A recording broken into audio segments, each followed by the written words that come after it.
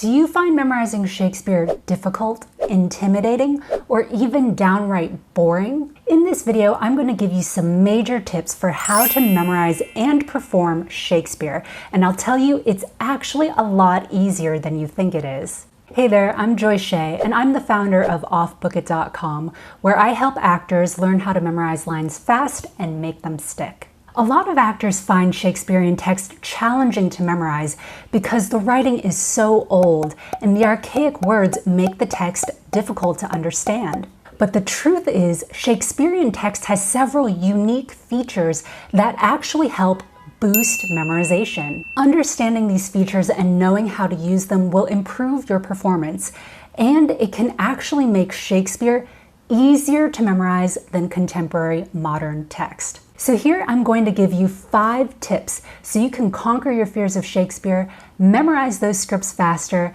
and actually appreciate the masterful artistry of the writing.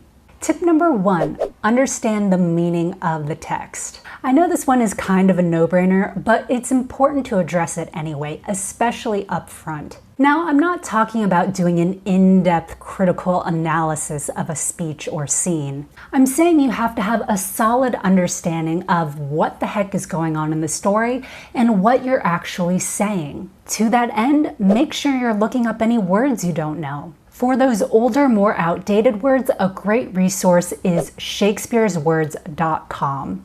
Also, I suggest getting an annotated edition of the play you're working on. My favorite editions are by the Arden Shakespeare. Arden has a lot of helpful, detailed explanatory footnotes that can really help clarify the meaning of the text.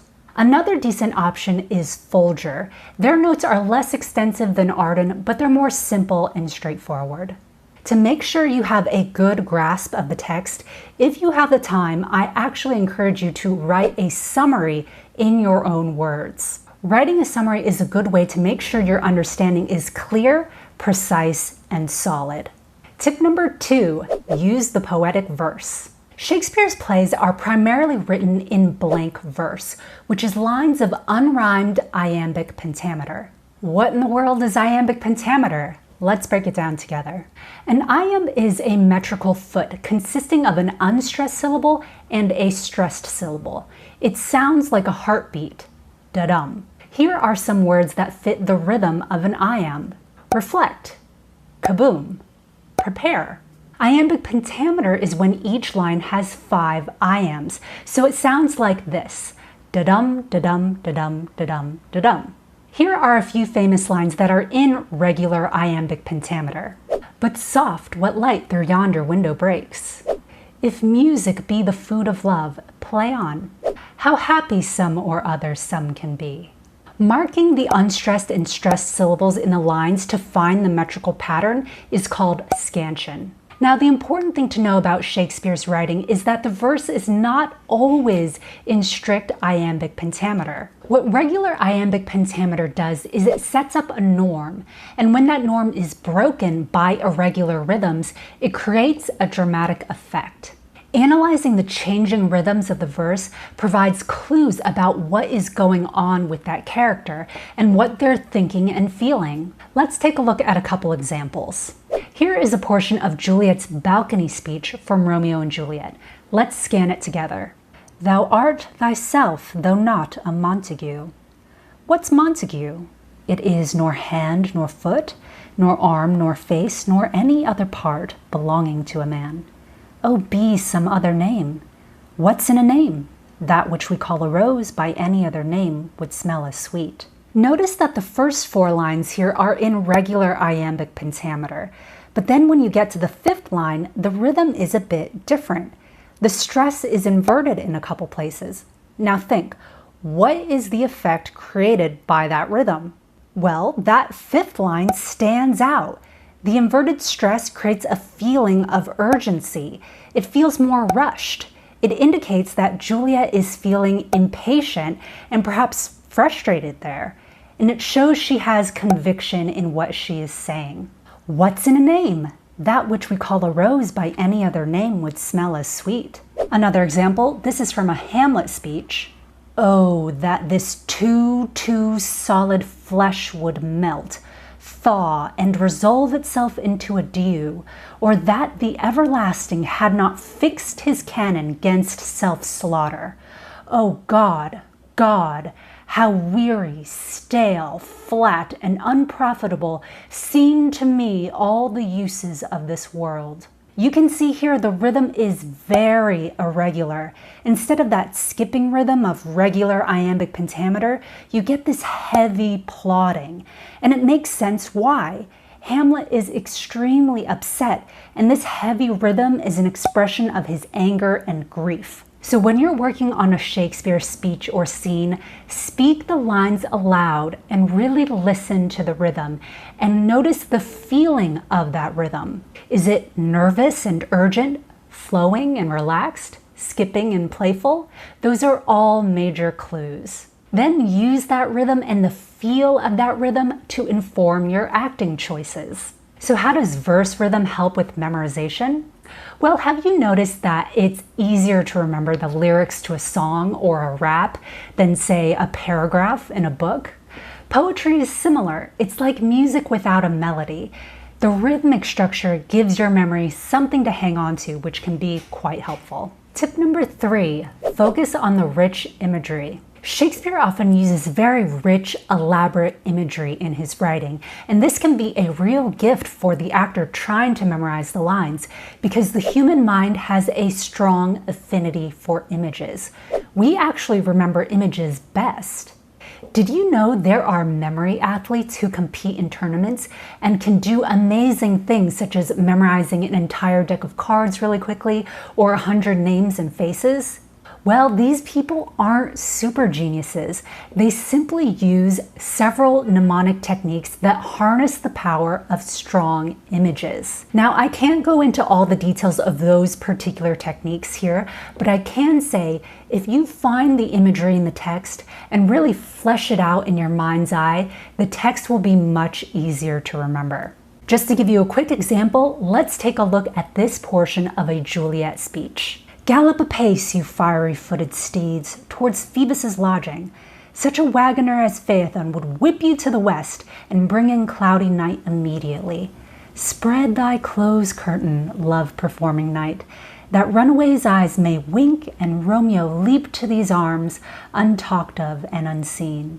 There's a lot of lush, vibrant imagery here, right? Really see that horse-drawn chariot of the sun moving across the sky. See cloudy night spreading its closed curtain. Tip number 4, use the phonesthetics. Have you ever noticed that a lot of words tend to sound like what they mean? For example, the word voluptuous itself sounds voluptuous. It sounds curvy and sensual. This phenomenon, this feeling and sound quality of words is called phonesthetics. Now this is important because Shakespeare is a master of phonesthetics. The sound of Shakespeare's poetry contributes to the meaning. The language purposely has a sonic texture. It creates an exciting soundscape for the audience. And again, this provides clues about the characters. Here's an example. This is a portion of a King Lear speech. This happens towards the end of the play when he has lost everything. He's going mad and he is caught in a storm. He says, "Blow, winds, and crack your cheeks. Rage, blow, you cataracts and hurricanos. Spout till you have drenched our steeples, drowned the cocks. You sulphurous and thought-executing fires.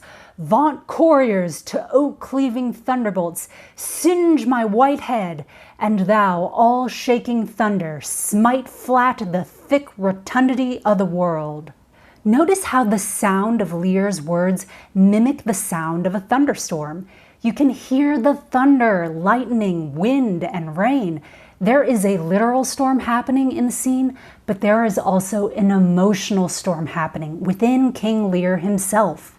So when you are working on a speech or scene, make sure you are speaking those words aloud and notice the sound quality of those words. Do the words sound harsh, guttural, explosive, or do they sound soft, flowing, and smooth? Take your time and actually savor the words by emphasizing the vowels and consonants. Notice the sensation you feel. Tip number 5, focus on the rhetorical patterns. Many of Shakespeare's speeches and scenes are written in a highly rhetorical way. A character may be working out a problem or situation through the course of a speech, and their argument will be highly structured with a lot of rhetorical patterns. By understanding these constructions, you can better understand the character's mind at work. You can follow their line of thought. One rhetorical device Shakespeare often uses is called antithesis. This is the pitting of opposites against one another. Take this very famous example of antithesis.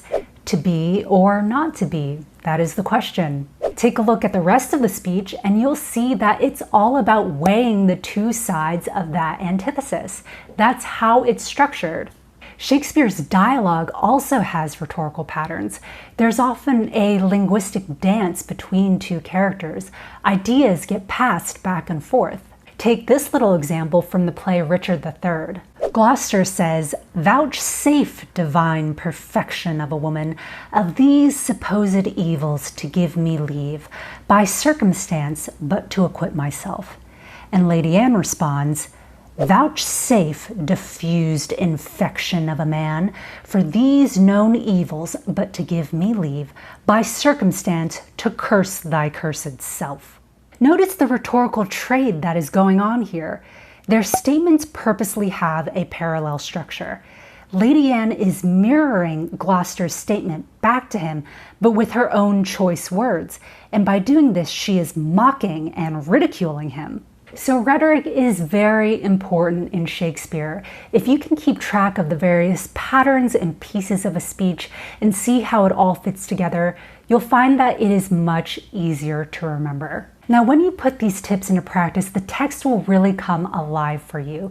It will be rich and meaningful, and that will help with the memorization as well as the performance. Want more line memorization tips? Be sure to check out this video right here. Also, check out my free masterclass, Memorizing Lines the Smart Way. You can find that at offbookit.com/masterclass. If you found this video valuable, please give it a like and let me know in the comments which tip you like the best.